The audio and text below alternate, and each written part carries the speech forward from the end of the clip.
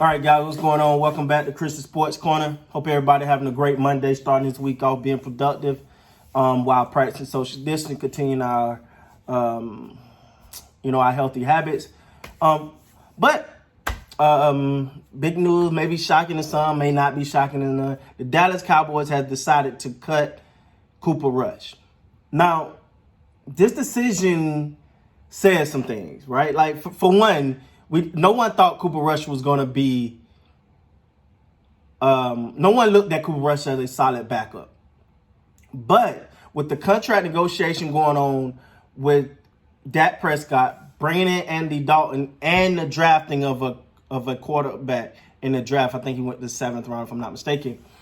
When you look at all 6 or 7, anyway, when you look at all those drafts, all those moves to Cowboys, the one person that you kind of felt was the oddball out was Cooper Rush.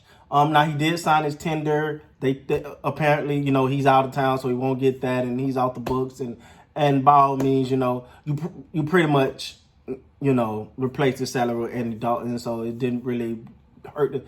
First of all, Andy Dalton took a great deal for the Cowboys. He really gave him a good deal. I thought he was worth more than that, but hey, that's my opinion. But what I will say is,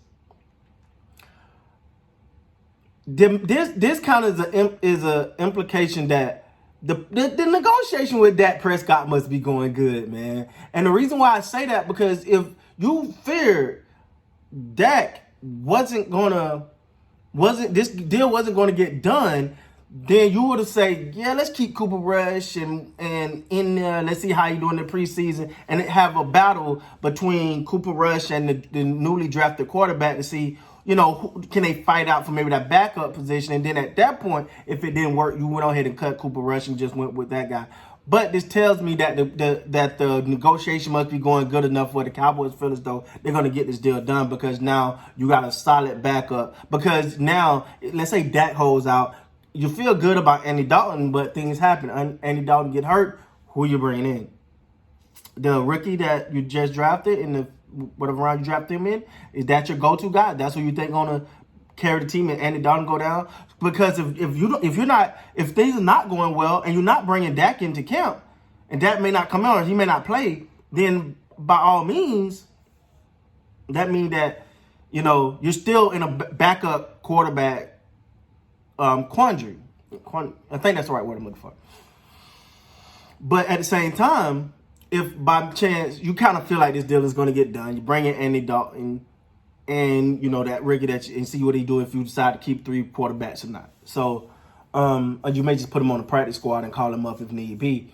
But also, history tells us that the Dallas Cowboys would prefer someone with a little experience over than someone with no experience. So that's another sign that tells me that the Dallas Cowboys have got to be close to getting this done with that, because knowing how the Cowboys, and first of all, we know how the Cowboys have done. We only got past data to go off of.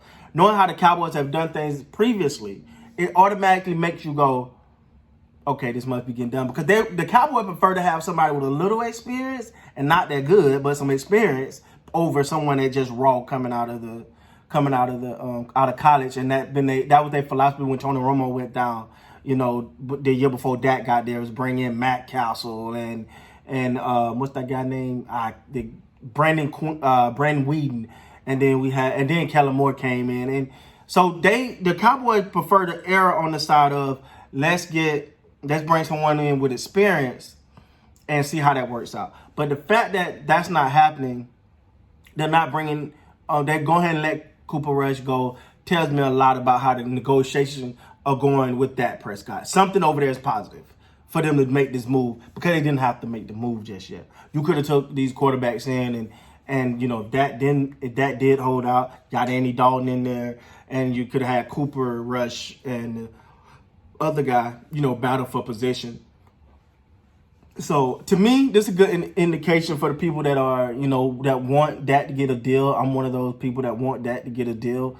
But at the same time, I think Cowboys fans are relieved that we're not, if that go down, as it. We lived through a lot of that with Tony Romo. We lived through that with last year, knowing that, Dak is our guy. We love him or hate him, he's our guy. And if he go down, we have nothing solid behind him. So even though I think there was a few fans that actually like Cooper Rush, why I don't know. But hey, it is what it is. But I will say that, this is. I feel like things are getting done, and I'm gonna be honest, guys. I'm gonna just say this too: the Andy Dalton signing might have helped contract negotiation on the Cowboys end with Dak, because they sent a clear cut message to Dak. Honestly, is we got someone here who can hold it down if you don't decide to come in. He's a formable backup and a starter, and got years and years of experience, and been to the playoffs and a 3-time Pro Bowler, ready to take your spot if you don't want to get something done here. So that might have put a little fire. So we'll see how these things develop. We'll see how everything goes moving forward. Again, I'm a big fan of Dak, but I'm also a big fan of the move to bring in Andy Dalton. I think that solidifies so much for this team. And, it's a new, like I keep saying, man, this Cowboys is a new regime, new year, doing new things, man. And I'm liking. I think the Cowboys are killing this all season. Just let's get this Dak thing out of the way and let's get ready for the season. Hopefully there is a season.